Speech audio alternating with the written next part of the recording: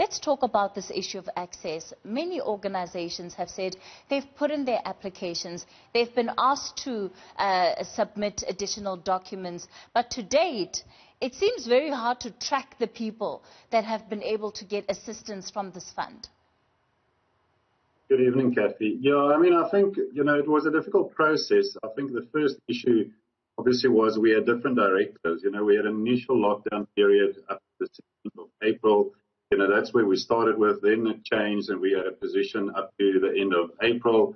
And then we moved to level 4, and hopefully soon towards the end of the month, we'll move to level 3. So I think all of that had an impact. And I think they had to rush. We must remember that, in terms of resources, it's a massive initiative for them to deal with. And I think they try to implement IT policies and all sorts of checks and balances. Now, I know there's a lot of people who've been complaining they can't get access and there's all sorts of issues. I think what most of the employers need to do, though, is just make sure when they submit, they check and validate data. I was in a webinar today, which we had officials from the UIF explain some of the frequent issues they encounter. Often, there might be a little typo in terms of the banking details. An ID number might contain a typo. So I think it's important that employers, or if they use advisors to submit on their behalf, make sure they double-check the data before submission. There's also an internal check whereby they compare some of the information to the SARS system. And if the details with SARS and UIF don't correspond to the problem. So I think there's a lot of frustration, and I think, there's a couple of things individuals can do or companies can do. And I think it starts with those validation checks. I think, there were quite a couple of issues with foreign employees, and there's a bit of a back office process that is required at the UIF before payment can be made to non-residents. As long as they've contributed, they can claim, but I think those were some of the issues that people have encountered. What about the employers that have been claiming to be paying to the UIF, but now the employees find out that in fact has not been the case? Yeah, and obviously, there's a massive issue if that happens. I haven't come across any of that, but I believe, there are a lot of noise being made around that.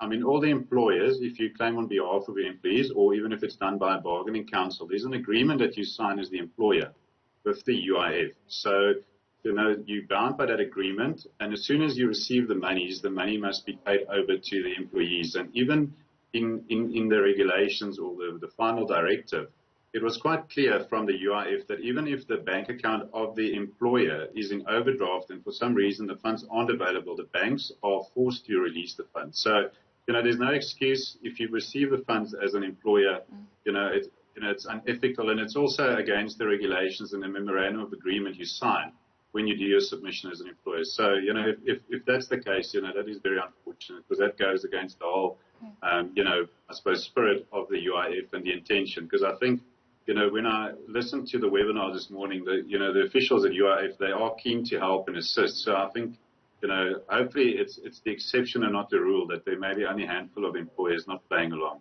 And what about those employers that are cutting corners? So the UIF pays the full amount, but some employers are telling employees to go to the bank, deduct a certain amount and bring it back to them, or they're simply not giving them the full amount that they're entitled to.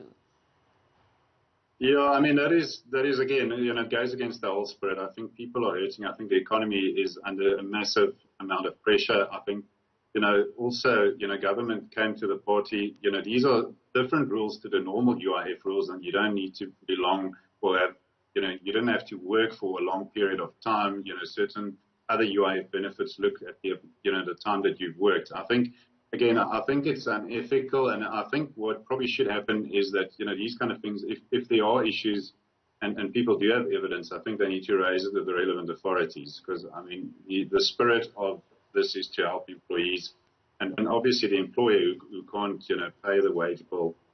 And, most of the clients that I've been dealing with, they are so keen to help their staff, and often, they'll make advances to their staff and hope the benefits will pay out. And I think for the bulk of my experience, a lot of people have made advances to staff with the hope that they're going to get their payment, and some of them have received it and some of them haven't. And I understand that the plan would be from the officials that I've listened to today that from Monday they will take applications for the month of May, and clearly also from that perspective, there's an expectation because of the lockdown being eased and we're into level 4 and moving on to level 3 towards the end of the month, that the amounts being claimed would also reduce. Obviously, April was a difficult period. We were in level 5 lockdown, and some of the rules might also be more difficult. And the employers who haven't played along, they must bear in mind that the regulations for May is anticipated,